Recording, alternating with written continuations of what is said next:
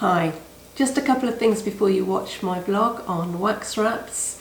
I pretty much forgot to say about keeping them clean, so just to let you know that to keep your wax wraps clean, you just clean them over, wipe them over with warm soapy water and then let them dry.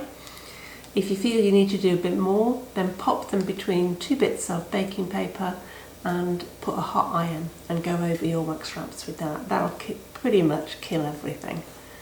And also apologies that in the vlog my dogs decided to lap up water in the background and I didn't notice. Anyway, enjoy the vlog.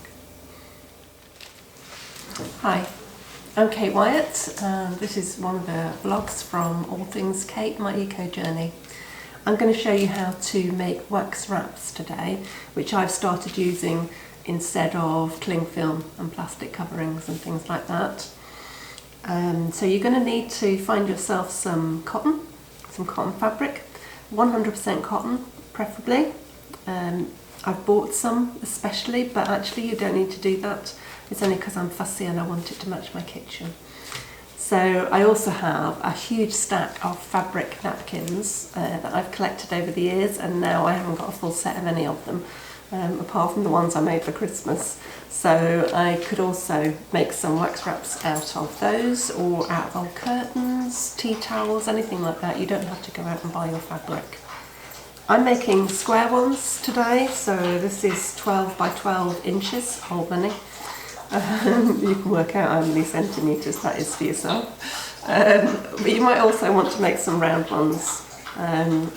I've had a go at making a few already, and some have been successful, the first one's not so successful because I didn't put enough wax on basically. So here's a round one that I'm using to cover bowls. It's nice and heavily waxed. It started to get some of these little marks on it, but you can refresh those and I'll tell you how to do that later. So you need your cotton fabric. I'm using an old towel on the table and I'm using baking parchment to protect that towel, which I'm going to put underneath and on top of the fabric as I make my wax wrap. And then you're going to need some beeswax. Now it comes in different forms. You can buy it in blocks like this, which you have to grate or shave in order to get smaller parts to spread over the fabric. That's the most economical way of doing it because you can buy these in bulk quite cheaply. You can also buy these little pellets, so they're ground up. Of course that's much easier because you don't have to do the grating, but I haven't found these to be quite so as effective as the beeswax blocks in the ones that I've made. These also are very vibrant yellow, which doesn't look very natural to me. This is a more natural colour, so I'm wondering what colour's been put in that. You can also buy those white, but then of course they must have been bleached because natural beeswax doesn't come white, not as far as I know anyway. So I've used these blocks. I've grated myself sufficient in a bowl. I did that earlier, Blue Peter style. And I'm going to also add in some jojoba oil. Okay, you can buy this on the internet. It's not cheap. I think I paid about £12 for this bottle, which has, bear with me, it has got 8.5 fluid ounces in it, but you only need a very small amount. And what I'm going to do is I'm going to put enough on my wax so that my wax is covered, but it's not sitting too much in the bottom of the bowl. And the reason we add jojoba oil is, you know, if you've ever seen a wax wrap or touched it, you'll know that some of them have got a nice sort of tacky feel, which means that they stick to the containers that you're trying to cover. And that just works better, actually, makes them more pliable and more usable. So you can be quite generous, and you're going to spread your grated wax over your fabric. You don't need to worry about putting too little or too much on. If you put too little, you can just lift your paper and add a bit more. If you put too much, then it gets pushed to the side when you're using, I'm going to use the iron method today. It gets pushed to the side, and then you can collect up all the bits off your paper for the next wax wrap you do. And I'll show you how to do that in a minute. So here we go. I'm being very generous. I'm going to use all of the wax that I prepared. I've got very greasy fingers. Okay, so I said I'm going to use the iron method because that's just easier. I'm going to cover my fabric in baking parchment. There we go, all nice and ready. I can still see through this paper so I can see what's going on underneath. And I've got my iron. And my iron is set so the steam is off. You don't really need steam for this, and it just creates a cloud when you're trying to work.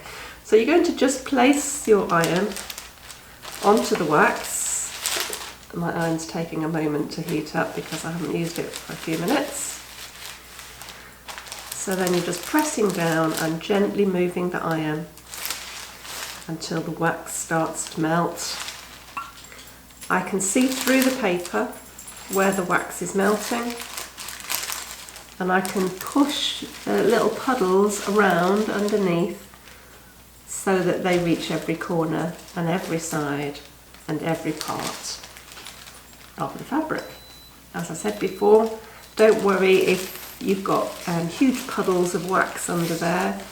It's better to have more wax than not enough, and you can push the puddles, as I said, from the centre to the side of the fabric, and then you can scrape the excess off your paper later to use for your next wax wrap.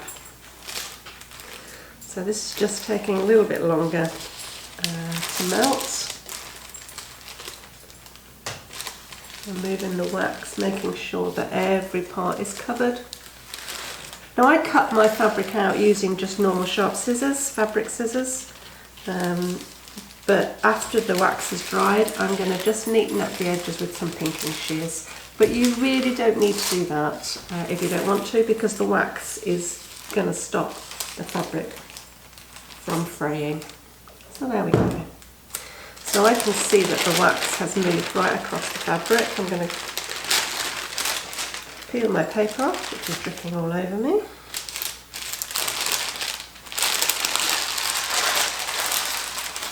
Oh, now I can see that there's a little bit there that hasn't got very much wax. So I'm just going to peel some of this that's gone to the edge and put it back on. Here, I might just take a few more bits, pop that back under and remelt that.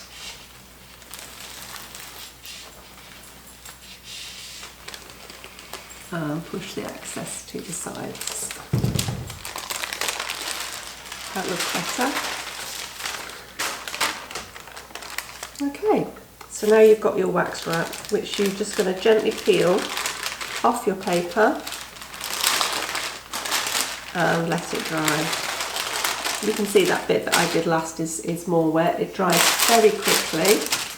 I'm just going to place it over the back of the chair here and let it dry. And then, as I said, is one I made earlier, I'm going to neaten up my edges with pinking shears, but you don't need to do that if you don't want to. So there we go, that's how I make wax wraps. Now I said earlier I'd tell you how to refresh them. After you've been using them for a while, they will start to get a bit, they don't cling so well to the pots, and they get a bit scraggy. So at any time you like, you can refresh them. Just exactly the same method. That just about covers that. Just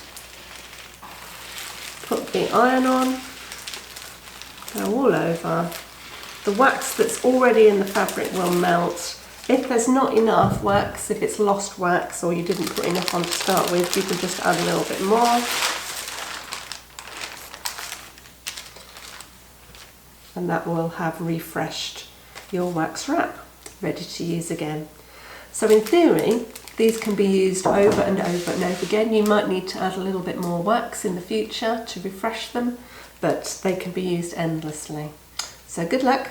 Hope you have fun making your wax wraps, Next time I'm going to make some bowl covers, elasticated bowl covers, so watch out for that vlog to come soon. Thanks for joining me.